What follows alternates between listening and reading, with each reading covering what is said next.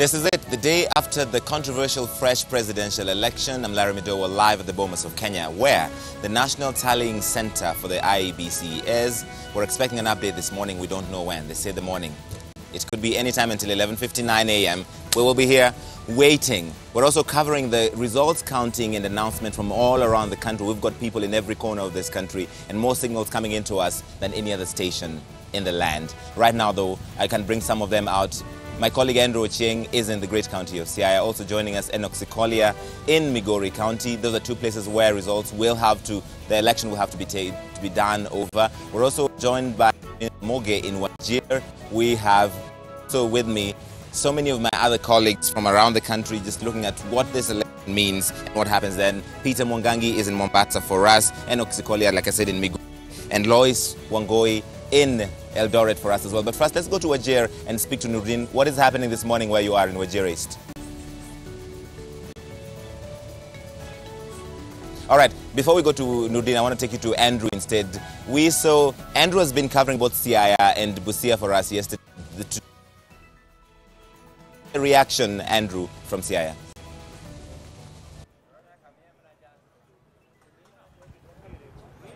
Well, thank you very much, Larry. We've just arrived in Siaya this morning, having spent the night, of course, in Busia County, where running battles between the protesters and police went on through the night. The road has been cleared, but of course, there are still some people who claim to be protesting still blocking the roads and stopping one or two motorists as they attempt to make their way in the Busia-Kisumu highway. Here in Siaya County, it's a bit calmer, not like yesterday or the day before when we saw protests. Interesting about that, given that the fresh election has been rescheduled for tomorrow. Just one or two bonfires right behind me and a few stones attempts to barricade the road, but nothing serious. We will be waiting throughout the day to hear from IEBC on how it intends to conduct the fresh election tomorrow, given that even now still the mood is not that of having an election. Many people we speak to on the streets and everywhere say they do not want an election and they do not want to participate in one. So throughout the day, we will be seeking to get from the IEBC how they will get material to the required polling stations. Remember that all of them are still in the constituency tallying center here in Siaya town. All the material to be used for the Alego Songa constituency is in the constituency tallying center here in Siaya town. In Bondo, the same. In Game, in Rarieda, all the constituencies, 6 of them in Siaya County, the material is still at the constituency tallying center. So one of the big challenges has been how the commission will move that material to the polling stations where they will get the officials to conduct that election, because the presiding officers, most of them have refused to show up, fearing for their safety. But not just that, but also just going by the saying of the party leader of the who gets most support in this region, Raila Odinga, saying that they do not want an election to take place. So these are issues that we will be seeking to find out throughout the day how the IEBC intends to resolve them, given that these have been the biggest challenges, threats of staff, the staff themselves not showing up out of their own volition, and how to transport the election material to all the polling stations in all the 6 constituencies here. So that will be the main agenda during the day. And of course, we understand that there will be so many attempts, numerous attempts to stop the movement of material to all these stations. I'd like to hand you over now to Peter Mwangangi, who is in Mombasa.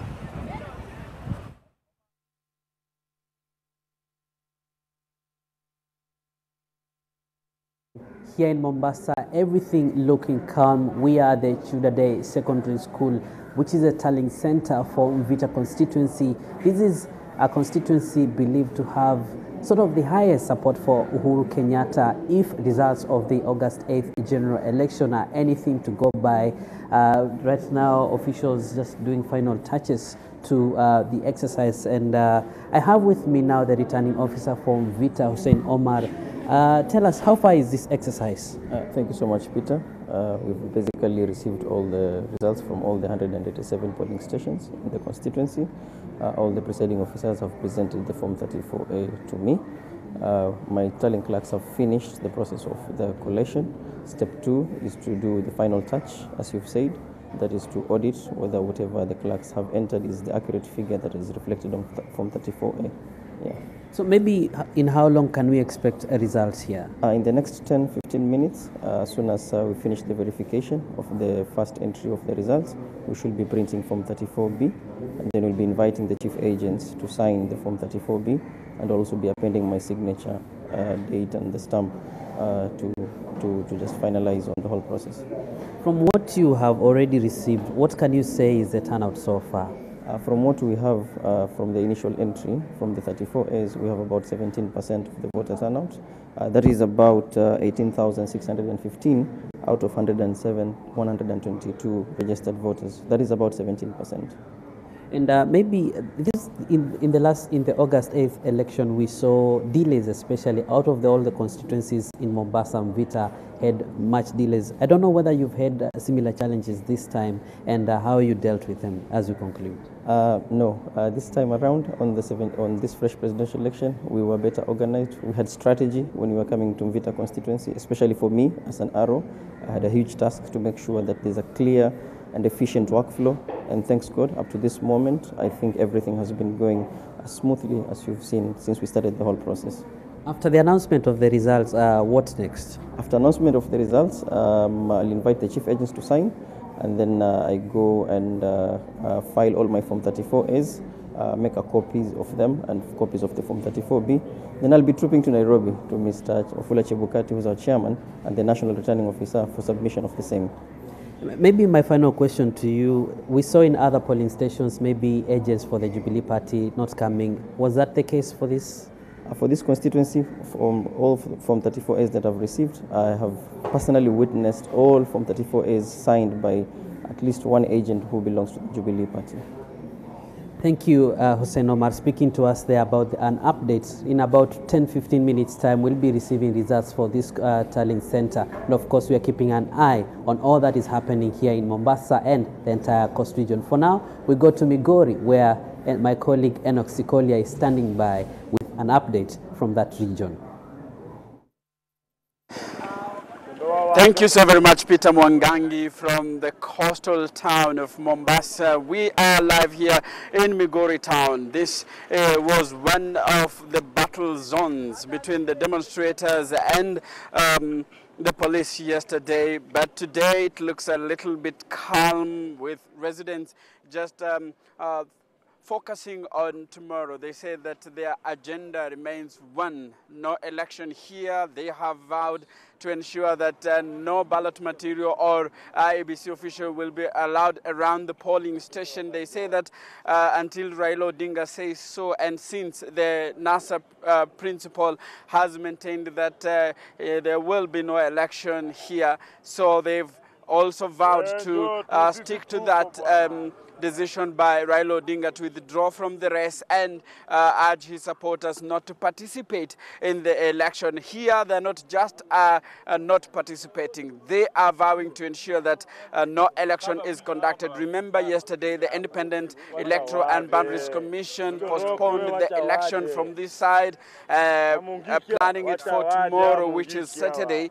But they say that here, even if they postpone for 2 days, 3 days, they will not be going to the ballot. They will not be voting in the repeat presidential election. They say that IEBC has not responded to the issues that were raised by the NASA coalition, and henceforth they cannot participate in an election they say that was like predetermined. So we have several here, and you can see where they are lined up here. They have several views. Probably we'll just pick a few and talk to them. They tell us what is their expectation, and do they still stand with their decision not to go to the polling stations and exercise their constitutional right. Thank you so very much. Niambie unaitwa nani na unieleze maoni yako kuhusiana na uchaguzi huu. Mimi naitwa Kennedy Kiboko. Sisi hapa Migori tumesema hatutaenda kura tuendi Uhuru Kenyatta akuwe president kwa huko, sisi pia tutakuwa na president wetu. Hiyo tu. Yes. Lakini tume kufuatia uamuzi wa mahakama ya juu, tume ya IEBC ilipewa siku 60 kufanya uchaguzi, na ndiposa ikaweka siku ya jana. Maoni yako, tueleze, mbona wewe kibinafsi uliamua kwamba na umeamua kwamba hautapiga kura? Sisi tulishapiga kura tarehe 8 mwezi wa 8. Sisi hatujajua kura inapigwa mara ngapi kwa nini? Kwa mwaka moja. Sisi venye tulipiga kura tulimaliza na Raila alishinda. Wafungue sava tujue ni nini na Raila. Wafungue sava. Lakini Raila Odinga alisema kwamba kuna masuala ambayo lazima tume ya IEBC ingeshughulikia, lakini inaonekana kwamba masuala hayo labda kulingana na Raila Odinga hayajatekelezwa. Wewe kama mpiga kura unasema kwamba lazima yatekelezwe? Sisi tunasema lazima yatekelezwe, na order yenye tunaweza chukua ni kutoka kwa Raila peke yake. Akituambia tupige kura, tutaenda kupiga kura kwa usalama. Asipotuambia hatuendi. Now that is the views from some of the NASA supporters here. We are spread across the country. We are giving you the updates on how it's happening, the election and where elections are not happening. For example, in Siaya, Kisumu, Siaya, in Migori here, and as I talked about Homa Bay, the 4 counties here, IEBC postponed elections, and the residents, especially here in Migori, I've talked to them. They say that no election will be allowed to take place. From here in Migori County, I take you to Eldoret, Uasin Gishu County, where my colleague Lois Wangoi is waiting.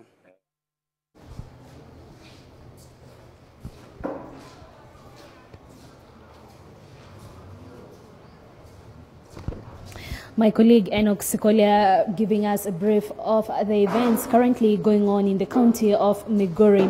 And as I reported earlier, quite a contrast from here in the county of Uasin Gishu, where the presidential poll did go on with 0 or minimal disruptions. And as at this particular moment, we have received the results from the 6 constituencies that comprise Uasin Gishu County for the presidential poll, namely Tarbo, Soy, Moiben, Ainapkoi, Keses, and Kapseret. Now, away from the results of great voter apathy and from the percentages that we have been able to get, on average, voter turnout was between 30% to about 65%. In all the 6 constituencies, of course, these being a Jubilee stronghold, many questions being raised as to why the voter turnout did not even hit past the 65th percentage turnout vote.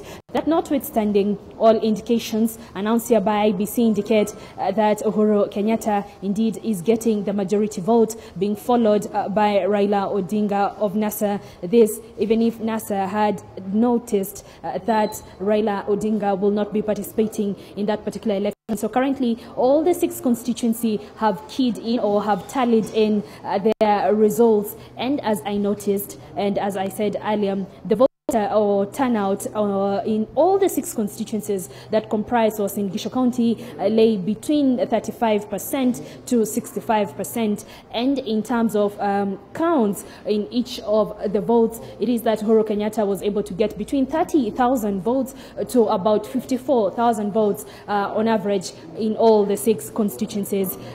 We did speak to the area governor earlier, who gave a number of reasons as to why there was great voter apathy from this particular region, and we will have that in our subsequent bulletins. In the meantime, my colleague Zacchaeus Masama is holding brief in the county of Bungoma. Zacchaeus.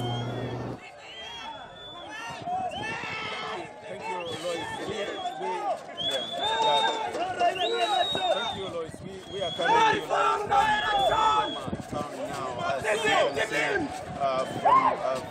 mine behind the bus. You can see those pictures there. These are demonstrators that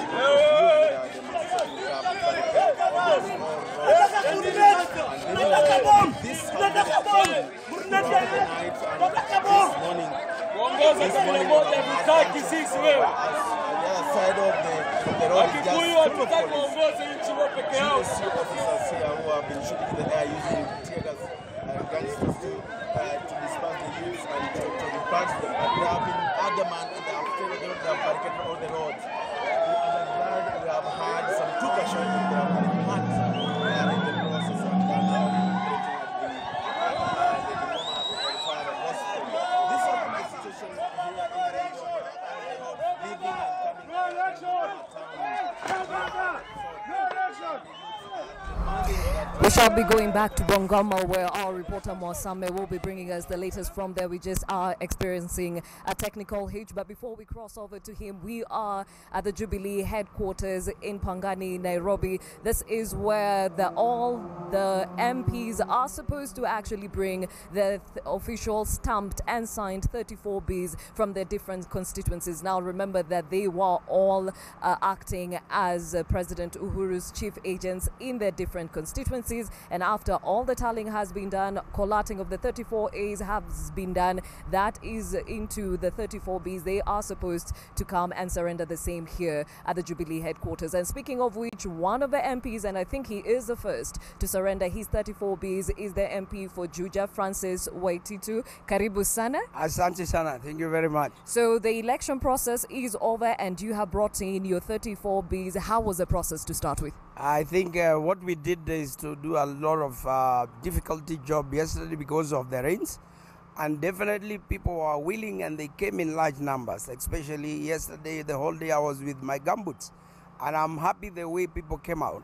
But in every ward I visited and spoke to the people, but what surprised me is the lines that they were on, whether it was raining or not.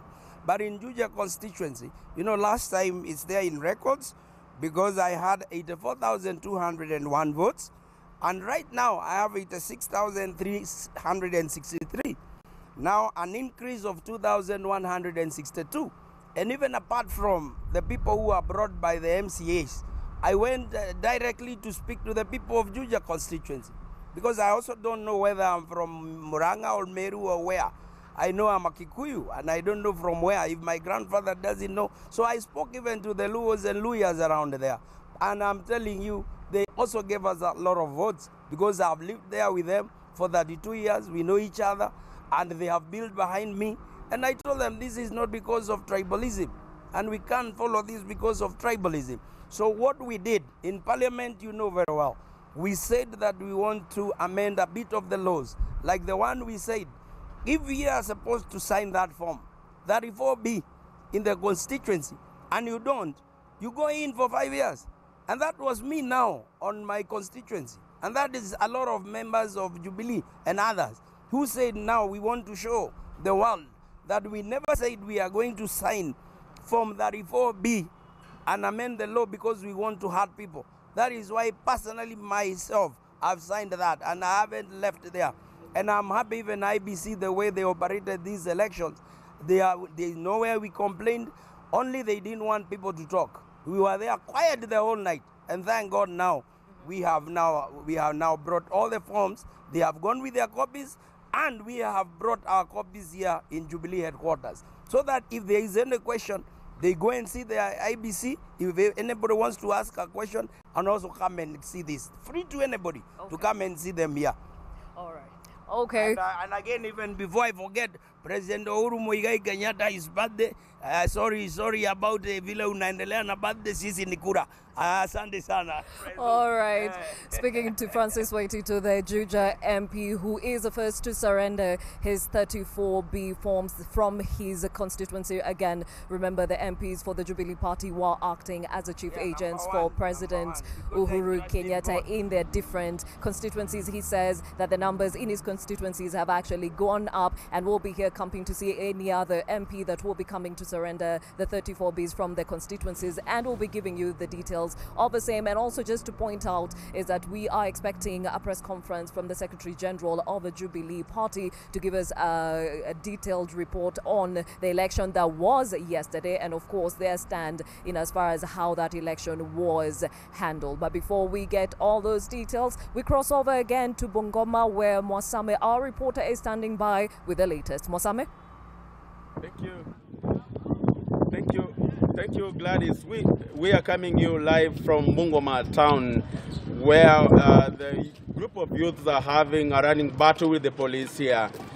This has been the situation almost throughout the night here, and as you can see here, these are armed police who are trying to repulse the youth that have barricaded almost all roads entering and coming in Bungoma town. This is actually one of the main stages in Bungoma where we are. And as you can see, a group of youth that have been there, on seeing the police, they have decided to run away. But it has been a cat and rat game here throughout the night. In the process, we are told that there are 3 people that have already been injured and are now receiving medication at the Bungoma Referral Hospital. Initial indication, the report earlier on was saying that there were gunshot injuries, but then we have confirmed that they are just stone injuries. Okay, and as you can see now, the police have used all the tear gas guns all throughout the night. This was the situation, like I said, Gladys, and these are a group of youth that are, I don't know, it's not very clear what they are up to, but it could be guessed that they are also trying to follow the NASA statement that there's no reforms, no election, and they were not maybe satisfied with the process that was carried out here in Bungoma yesterday. If my cameraman can just try to get the police there aside, you can see that they are running even up to some of the shops. All the shops here in Bungoma are now closed. No business, no transport sector has also been affected totally. It has been this for almost now 6 hours. This situation also happened here up to midnight yesterday, and it has just resumed this at around 4 a.m. A group of youth that are angry, and they are trying to show their disappointment. Maybe they have barricaded the roads that you can see here. It is no business here. Back to you, Gladys.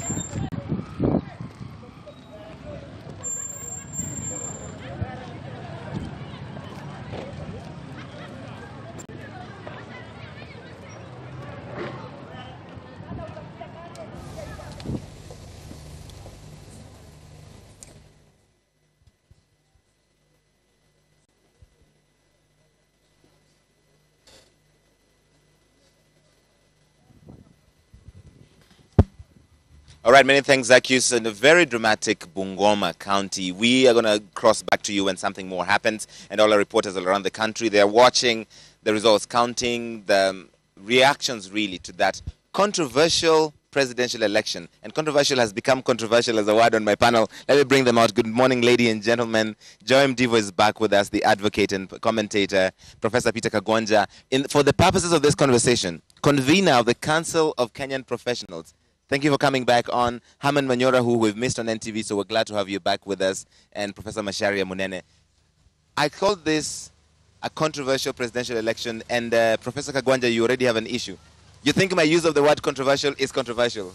Yes, the use of the word controversial election is controversial. Why? Because you are assuming that there was something that ought to have happened, which didn't happen. So you don't think this election was controversial? This election was not controversial. It was extraordinary in the sense that it is the first election in the world to be ordered by a Supreme Court. It was not an election that is in line with our procedures of democracy, the wheels and turns of the same. It was ordered by a Supreme Court. Now, controversial, it became when one of the candidates who asked for that order withdrew from the same order he had asked for. At that level, the controversy is not on the election, it is on the candidate, and that is Raila Odinga. Right. He was ordered by the court to take part in a fresh election. Right. IEBC was ordered by the court to conduct a new election in line with the constitution. The only person who would have withdrawn legitimately would have been Uhuru Kenyatta. Okay, so controversial or extraordinary? I saw Joy was smiling as you were making your point. Because I'm thinking this is an English class. It's not controversial. It's now extraordinary. We've got academics on set, so I guess we're going to have to go through it. Mm-hmm. However, I think both actually adjectives would be suitable in describing this election. Because his argument is when you say controversial, it means you've taken sides. That this election was not controversial. One person just withdrew, the election went ahead. No, this is one of those situations where it's either or. Yeah. There's not many places to stand. It's either you're on this rock or you're on this one. And unfortunately, depending on what type of statement you make, you can be on this rock in 1 minute and on this other rock on the other. Right. But the thing that has been, for me, extraordinary with this election is even how the dynamics have been playing out. Mm-hmm. Because we're seeing, I was having a discussion with some of my friends in the morning, and somebody was saying, do you know if we had no NASA, no Jubilee, and then we just decided, let all Kenyans write down what they want, in terms of a political party, Right. and then we form one party. Do you know you'd find NASA and Jubilee supporters in one party? Because Yes. at the end of the day, Kenyans want the same thing. We want a better life, we want security, we want prosperity, we want the same things. But for purposes of contests, we broke it up because you can't have elections if there's one party.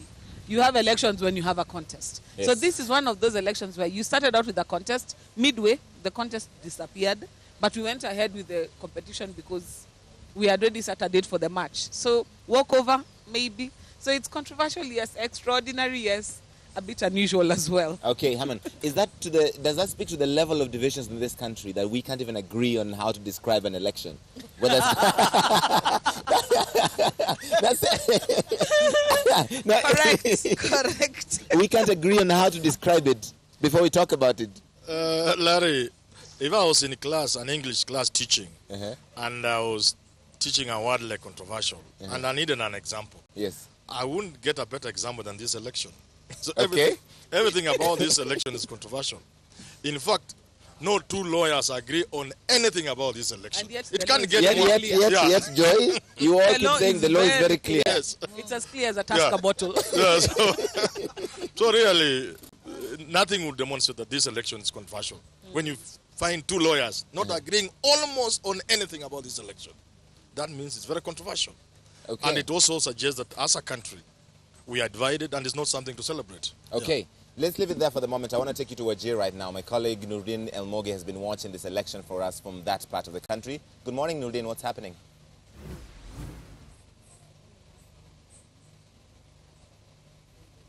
Yes, Larry, thank you, Larry. I'm currently at Wajir High School, which is the tallying center for Wajir East. And Larry, Wajir people, and due to drought and the long rains which have been witnessed for the last 2-3 days, and Wajir is one of the counties that has seen low voter turnout for the presidential rerun. And for example, Wajir is and out of 5,000 voters, only 5,000 and Wajir is one of the cities where and NASA affiliated public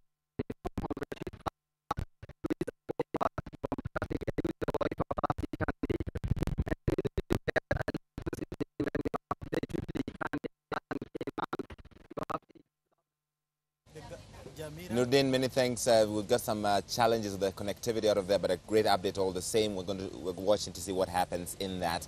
Professor Macharia Munene, we're discussing an election we can't agree on how to describe. I wonder what you think. Well, there's your mic. We can use the word unusual. Unusual? Yeah. Is that a safer one than controversial? It is a safer word, but it describes the scenario.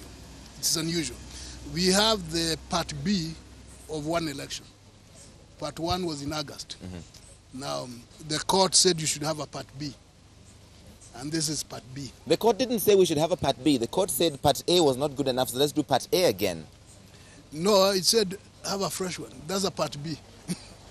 Really? Because that goes that. You see, when you say fresh, it means there is something exists in the first place. Right. So there's something there, which the court, for some strange reason, was not very happy about. So he said, now, can you do it again? That's now part B of the same election. So we're talking about one election, right, having two parts. Part A had a small problem. Now we have part B, and it seems to be going very well, the part B part. Okay. You know, the reason why this election just keeps getting more interesting. Right now, I'm told we're awaiting a press conference in Kisumu, a joint press conference between religious leaders and political leaders, which is in unusual territory. Let me use your word. Religious leaders and political leaders having a press conference together to speak about an election. In my experience covering elections, I don't think that has happened before, but you're obviously all older than me, so you might have a longer history in doing this. But here we are, we find ourselves in a situation where the turnout is now being posted at 6.5 million, according to the tweet from Wafula Chebukati late last night, which is significantly less than the 48% he had told as an estimate as at 5 p.m. So 6.5 million people voting, Professor Kagwanja, would be about 33-34%. Will that, and NASA will likely question the legitimacy of the outcome of this election. First and foremost, NASA cannot question the legitimacy of the election because they are not in it. The voter turnout would have been high if there was competition between NASA and Jubilee. That's one point. Two, low voter turnout in normal elections in democracy is the norm, not the abnormal. Why? Look at the French election last year, this year. Right. The voter turnout was 38%. And nobody is talking about legitimacy or illegitimacy. Now, when we have strong candidates in elections, voter turnout is usually very low because there is a comfort zone. This election is a comfort election. And it became a comfort election on Wednesday when the Supreme Court did not master the quorum. And therefore, Uhuru Kenyatta was left as the only candidate on the ballot practically, but we have 80 candidates on the ballot. But let me say, the high voter turnout in Kenya is a factor, I would say, I don't want to use the word, but it is like a protest vote in some place and a support vote in other places for Raila Odinga. Are you saying the high voter turnout in previous elections in Kenya have been a protest vote against Raila Odinga? In the places that don't support him? Those who don't support him come in large numbers against him. Let me give you the statistics. In the 1990s, the average voter turnout was 60%. In the famous election in 2002 between Uhuru Kenyatta and Mwai Kibaki, voter turnout was 56%. And that is the most famous election in Kenya. Right. After 2007, the average voter turnout has been 83. It hit, super high in the world. One of the highest in the world was 2013, when it was at 85.9%. Right. Now, after that, so before Raila came to the competition, it was 56%. After he has left the stage because he was not in this competition, he withdrew. Now it is back to the 50%. That's it. So you're saying that if the turnout stands at 33%, it is still representative of the will of the people? It is not about the will of the people. It's about whether remember, to vote or not to vote is a choice of the citizen. In countries where elections are by law compulsory, like in Australia, voter turnout is to the tune of 94. Because you don't want to be penalized. So in Australia, the lowest voter turnout has been 93%. And therefore, you have to give excuses why you did not vote. So voter turnout has never been an indicator of legitimacy or illegitimacy of the same. Haman, is voter turnout an indicator of legitimacy it's at 33%? You see, Larry, the numbers are out. The people who have been talking about numbers matter must now live with the fact that the numbers are out and they are not pleasant to them. 33%, it could even be less. Many people are thinking it's much less. That percentage, even if you account for it using many explanations like he has given, most of them valid anyway, you still can't explain. So you are left with two things. There was a general in the country who called his troops and told them, go and vote. And another general called his troops and told them, don't go and vote. The one who said, don't go and vote, has carried the day. That's how it will be perceived in political circles. Therefore, this would, unless the only way you can explain this, which makes sense to me, would be if the advisors to the president, including Professor here, did a bad job, a miserable job. Are you saying yes, that in an election where he was not a participant, Raila Odinga won? He's the one who won, definitely. How? How? You tell people to come out and vote. Somebody else, your serious competitor, tells people stay home. He carries the day. He has won. But you see, that's how it will be perceived. Let me explain myself. Okay. In Western democracies, and places like Japan, and it happened in Japan the other day, when the prime minister feels challenged, he can call the bluff of the opposition and call for a snap election to confirm to the country he is firmly in charge. If he loses that vote, he resigns. Leave it there. The press conference in Kisumu has now begun, the joint press conference between religious leaders and politicians. Let's listen in. Ladies and gentlemen, we had earlier issued the same press statement as church leaders, but since now we are gathered here as a combined force of leaders from this region, it is still in order for me to make the same.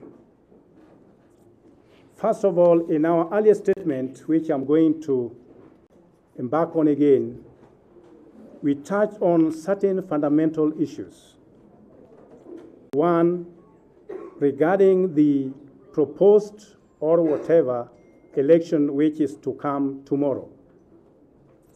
And secondly, on police brutality against our people. We as church leaders from this region, we take into consideration the fact that election was held yesterday and the country was divided. One side of the country went to the polls and they voiced their interest through the poll. Another part of the country chose to stand against the voting. Now, what we say is that all these views or all the decisions which were made by the people of Kenya, they must be respected. For those who voted, let us respect their democratic views. And those who chose not to vote, let us respect their conscience. And we have to congratulate them in as much as we also congratulate those who did not vote. So regarding tomorrow's announced election, which was initially meant only for Nyanza, we had a deep reflection and analysis of the prevailing situation in our country. And what we came to realize is that this decision is tantamount to the following. One, it is not acceptable whatsoever, for it borders on subjecting our region to a further state of chaos and police brutality to a level that is not commensurate to the primary objective of the entire electoral process. For Mr. Chibukati to say that he has requested Mr. Boynet, the Inspector General of Police, to assist and ensure that voting takes place tomorrow in Siaya, Kisumu, Homa Bay, and Migori, that is tantamount to licensing the state massacre in the areas aforementioned, because the only language Boynet seems to understand or speak is the language of guns and bullets. And we bind this spirit of bloodshed in the name of God. The people of Nyanza, just like their counterparts in other parts of the country, which are perceived to be opposition zones, have chosen their political direction in a clear and open manner that must be respected and protected. Profiling this region had been institutionalized for a very long time since the history of this country. And we cannot sit back and watch and applaud and only condemn without raising alarm and vehement objection to it. Let the will of the people of this region be respected. Our appeal is that let every presidential candidate be contented with whatever little votes they are bound to get out of this exercise. Now, regarding the brutality of police, this has been said over and over again. We spoke about it when people in Bondo were killed. We spoke about it during the August election, general election, and we are still speaking about it. But it appears that those who are wielding power, they are determined to go on a killing spree. We want to say categorically as church leaders, we don't condone violence and will never condone it in any other way. But every individual, every single human being has a right to self-defense. And a time may come when our people will have to defend themselves in whichever way possible. I think we also have the means, just like they have the means. But let us explore the path of peace and reconciliation. We want to say this, that the murders that had been taking place in Kisumu must be condemned by any sane leader, irrespective of the zones of comfort they come from, including our fellow church leaders from other regions. Our pain inflicted in the people of Nyanza is equally as bad as pain inflicted anywhere within the country. And we want our colleagues from other regions to stand with us in this and condemn these heinous acts. The protesters are Kenyans, and irrespective of their social status, their lives matter, and is no less important than the life of the children of those who are in power. Life of a street rioter in Kisumu is as important as the life of the son of Dr. Matiang'i or even Uhuru Kenyatta.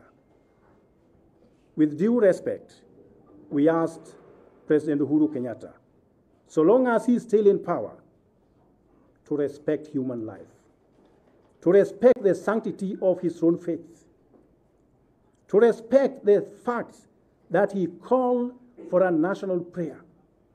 Prayer was for what? I thought prayer was to do the will of God. So Mr. Boynet and his commanders must respect the rule of law.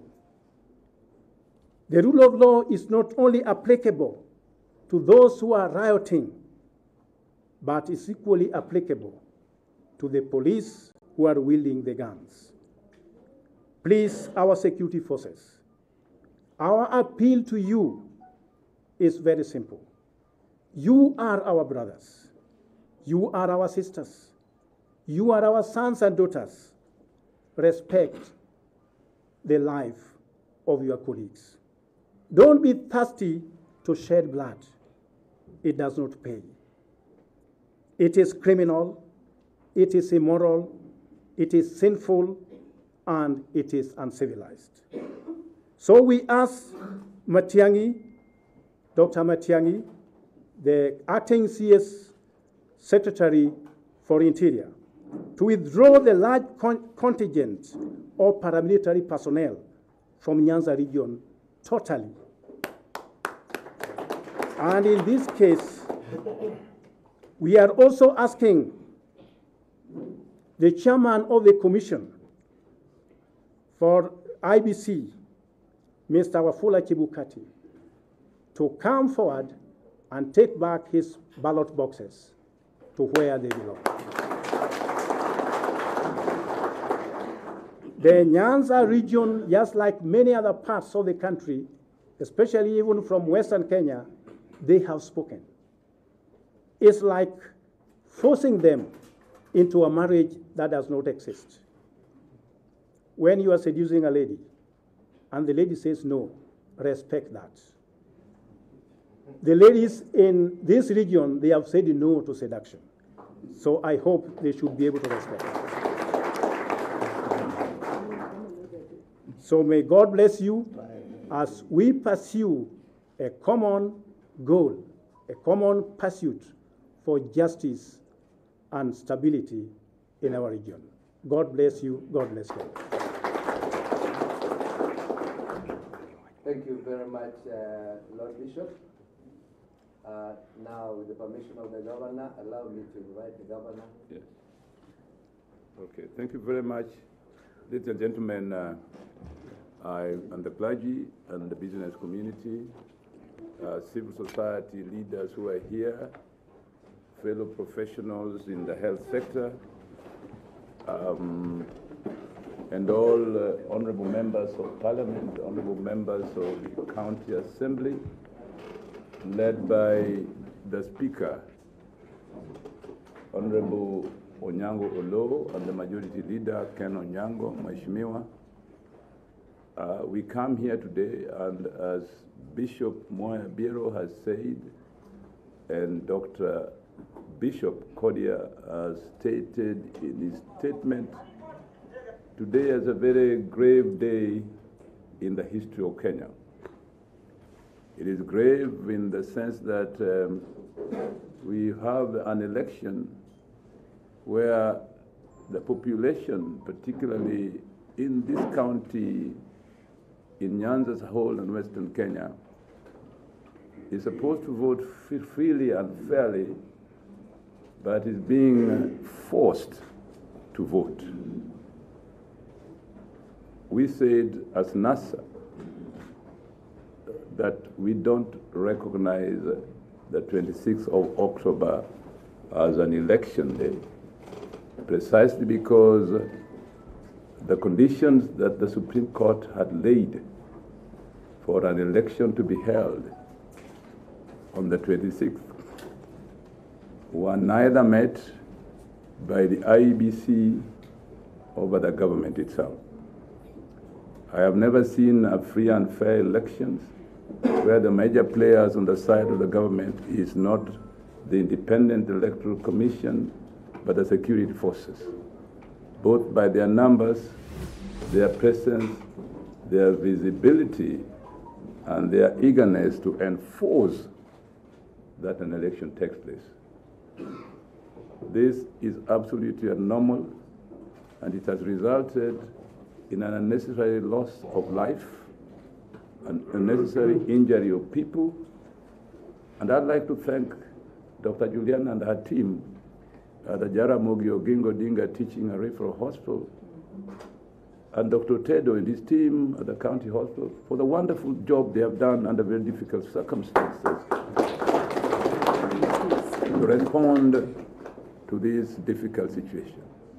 I'd also like to thank the volunteers led by Lois Aguirre and our dear friend Orengo, not Orengo the MP, but Orengo our man here, who have done a wonderful job to ensure that volunteers work and that the ambulances reach the victims.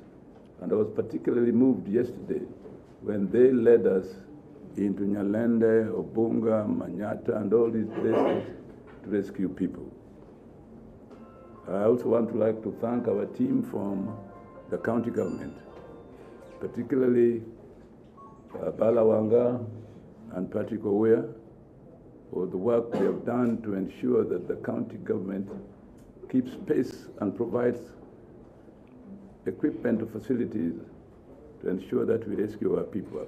Let me now give certain statistics that I think all of you should be aware of what happened yesterday. We had 53 cases of police brutality reported from the city of Kisumu. Among these 53 cases of brutality, 3 resulted in deaths. And I'll give the details of those who died. 1 university student was killed in Kombewa last night, and the 2 others were killed here in Kisumu. Now, apart from the dead, we had 15 people with gunshot wounds and victims, and according to the hospital, of those 15 people, 4 are still admitted with gunshot wounds, 8 had been treated with gunshot, and 3 were treated and discharged. The 4 who are still being treated for gunshot have bullets lodged in their bodies, and professional advice says that they should not be removed because it's more dangerous to remove them than to leave them there. So these people will basically criticizing both the IEBC and criticizing the government for what he says a large contingent of security officers, and accusing Dr. Matiang'i, the acting Interior Cabinet Secretary, of intending to carry out a state massacre in Kisumu, in that region of Homa Bay, Siaya, and Migori. You're a religious person, Joy Mdivo, so I want to get your reaction to what the Anglican bishop was just saying regarding the current political environment. If I look at it from a biblical perspective, the priest speaks into the king's life to help the king in government. When you see the priest sitting together with the king, it's a bit of a misnomer, because one's supposed to speak into the other, but the other is one who's supposed to do government, is not supposed to do politics. But you are supposed to be the advisor, the one praying with him, the one advising him and counseling him. This is what I'm used to seeing. But today has been an extraordinary event, because even I was listening to the bishop speaking. Their party would go religious, but then their party would sound decisively. It could be a politician speaking those words. He even bound the evil in the name of Jesus. Yes, he did, in the name of God. And I looked at it and said, look, how then can you comfort the families of those who are mourning if you're among the ones who's sort of instigating? Because one of the things he's talked about is the bloodlust by the government and the killing of lives, which is very regrettable. But if you say that, on the other hand, you also must tell people, you know what, and also do not provoke, do not put yourself in that. It must be balanced, because it is never a good thing when you see young men being shot down and cut down in their prime. It's not something that we rejoice over. Professor Munene, your reaction to the religious leaders and the governor speaking on this situation? It is very unfortunate for a man who claims to be a bishop. He is an ordained bishop in the Anglican Church, Diocese of Bondo. Yes, he's a minister in the Anglican Church. I pity the communicants in the Anglican Church, if this is the kind of leadership they are getting. For a bishop to call for a civil war, because that's what he did. He didn't call for a civil war. He did. That's how you're interpreting it? Yes, he did. And he is not telling people to obey the law. The places where there will be elections tomorrow, people have committed crimes. They have stopped IBC from doing its own job. And this is a crime in itself. And bishops should not be telling people to commit crimes and then go on to say that they will do everything possible to ensure that the law is not followed in their place. And to even talk as if those constituencies are not in Kenya is really crazy. Isn't it a moral imperative to disobey unjust laws? When you get there, you get into very market territory. Yeah? So who gives you right to disobey laws? Who to decide which one is unjust and just? Now, if you let me finish, Larry. Right. The big advocate of that kind of thinking was one intellectual called Henry David Thoreau. Right. And he made it very clear. If you are going to engage in what he called civil disobedience, then you should be ready for the consequences. Don't get into it foolishly. And some people are doing this thing foolishly. So when they get the consequences, when you throw stones at the police, when you block people from doing their job, what do you expect? Is that the consequence includes shooting protesters because they're protesting? We just hearing from a reporter, one person has been shot dead in Bungoma in the last few minutes. No, it does not include that. But maintaining the law or law and order, when you are threatening the life of police officers, what do you expect? Did the bishop call for civil war, Haman, according to what you heard? I didn't hear him call for civil war, but he spoke with a measure of anger. Larry, the Luo nation has borne the brunt of police brutality in this country from the 1960s. You can remember the massacre, if you want to call it like that, the killings of 1969, all the way to yesterday. And it's because of that that I would understand the anger from the bishop. What I would not want to even understand is a man of God in the attire of religion from a serious religious order like the Anglican Church, speaking with such a defiance, saying his people or the people of the Luo nation or Western Kenya, if you wish, would be forced to defend themselves. I think being a bishop, that was going a bit too far. There is a way in which you can lobby other bishops, lobby even the Bishop Canterbury in England, who in turn would even lobby the Pope and so on and so forth, and leave that aggressive, that militant kind of approach to politicians like Anyang' Nyong'o. That's my take. Militant approach, is that how you saw it?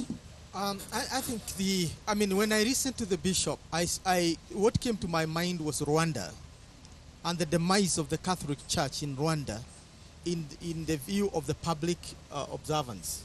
The failure of the church in other parts of the world because of identifying and playing the role that a politician is supposed to play. If we stopped at Professor Anyang' Nyong'o, it would have been understood because he is a politician from that region. But for a man of God who is supposed to unify, even saying half of what he said would have been atrocious. Not just because of who he is. And now he spoke like there is a state of emergency in Nyanza. And what is at stake in Nyanza is the right to vote. The right of the people to vote. Now, or not to vote. Now, we are scholars of, civil disobedience. We've studied Martin Luther King and others. You have studied Mahatma Gandhi and his Satyagraha. The point is, civil disobedience must be as peaceful as it can get. If you are shot marching on peaceful demonstrations, that is wrong. And in fact, governments that have done that have fallen down. But that has happened in this post-election season. It has not. When you look at there are people who have been shot at peaceful protests. Some shot dead. Not really. What has happened is that if you look at the people, they're carrying borders. They are blockading roads. Look at Should they be shot dead, Prof? Somebody has even gone to the level of getting a wielding machine and wielding doors to polling stations. What we are seeing in Nyanza, particularly in the parts that we have witnessed, is total anarchy. Somebody want to make that place ungovernable. And I'm telling you, the mandate of security is to ensure that every person in every corner of the country is safe. I don't at all advocate shooting, maiming, injuring, or anything. At the same time, I would, as a civilian, not wield a boulder, a knife, a panga, or anything. Okay. Yeah. Some background, by the way, on Professor David Godia. At his ordination in June this year, Raila Odinga was one of the guests.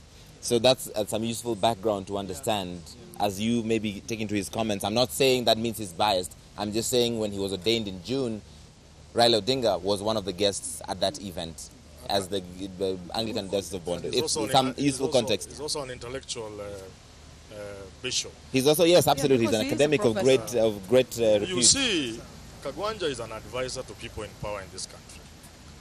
The things are said are okay. But two things must be said. One, that no protestation from the civil population should attract a live bullet. I have not seen any justification for any Kenyan who has been felled by a police bullet. There has been none where the police were in danger, for example. So we will need squarely to blame the police. Number two, the role of an intelligence in a country is to inform the government what is going to happen tomorrow and day after tomorrow. If we had a functioning intelligence in this country, they would have informed the president that a significant population of this country is not ready for this election. And these are the consequences if you went into this election. Can you use another route? I rest my case. May I just make a small point? I'm sorry, before you jump in, you want to rebut what he just said? Professor Manyora, I hope you'll take your phone and call one of the officers. I don't want to say this live, but some of these people are armed. I'm sorry to tell you that. Okay, Joy. One of the things that we need to look at this in context is this boycott was called across the nation. Let us compare what we have seen happening in Western Kenya and in Nyanza with what we have seen happening in places like Makueni. In Makueni, the polling stations opened. A place where one polling station had about 618 registered voters, only 22 people turned up to vote. Was the boycott successful or not? It was resoundingly successful. Was there any need for police intervention? Absolutely none. At the end of the day, did the people make their voice abundantly clear? Yes, they did. But did they put themselves in harm's way? No, they did not. Sometimes you have to look at the principle. We call it voluntary non-injuria in law, where if you get into a hazardous situation, you should be ready and you are responsible for whatever consequences that come to you. These police officers are sons of this soil. If you're 20 police officers against a group of 300 people coming, even if they're coming with crude weapons, who wants to be the one leaving his wife a widow? Sometimes they're on the beat 36 hours straight, 48 hours straight. They get to a place where their nerves are frayed. They're not even thinking correctly because they're physically exhausted. But they're on duty and they're forced to remain on duty. Yeah. If, for example, we exercise our right, and like Honorable Raila said, you stay home and pray, and people have done exactly that, we wouldn't be having this discussion. Because we have just seen some pictures right now, and we had the protesters who are just right now in Bungoma saying, bring the bombs. Where are the bombs? We want the tanks. That sort of provocation, sometimes we have to put it in context. The citizens are also responsible to maintain peace rather than also causing provocation. It is regrettable. Yes, that let me add that the bishop was totally wrong to say that the people in Nyanza don't want to vote. They want to vote. Some people are engaging in criminal behavior of stopping people from exercising their democratic right to vote. Not only that, the court gave an order. The Supreme Court of Kenya gave an order which is to be obeyed. Now, for some people to set themselves aside and say they cannot obey, they'll violate, and they get away with it, I think it's stretching things a little bit far. People in Nyanza should be allowed to vote or not to vote. You know what has been missing in this narrative, though? There have been provocations, absolutely. There have been protesters going wild and rowdy, absolutely. It's not in doubt. But there has been no admission or any kind of mea culpa from government or from security agencies, like, fine, our people might have made a mistake in this instance or the other one, but there's no official directive to kill protesters, to get involved in stuff that is extrajudicial executions, like a lot of rights agencies and the opposition have claimed. That has been missing. The term extrajudicial killing is a misnomer. She's a lawyer, and will tell you that. Because an extrajudicial killing is a policy by a centralized government to kill specifically. If a police officer or others shoot, either legitimately or illegitimately, that can never be extrajudicial killing. It's like using a bomb, or a sledgehammer to kill a rat on somebody's face. That's the use of extrajudicial killing as a term. I would dissuade ourselves from doing it. But the truth of the matter is this. In Mombasa, or at the coast generally, in Roa Eastern, Ukambani, the people did not turn out to vote as Joy has indicated. In terms of the proportion of numbers. But you've not heard of any killing, of any molestations or anything. The Nyanza situation is a very specific situation because one speech was given in English, stay at home and play. And another was given in Swahili, that they are not going to vote here. Some of the things you are seeing in that part of the country are, by any standard, a breakdown of law and order. Now, why would somebody wake up in the morning and smear human dung or human waste on walls of, polling stations? Mahatma Gandhi's that is okay. If that is the extent you want to go as a moral crusade, that's okay. But who stayed at home? The demonstrations we've seen in Migori, the kind of challenges, roadblocks with the stones. This is what we had in 2007, putting roadblocks. I am saying, Nyanza is Kenya. Nyanza will be Kenya.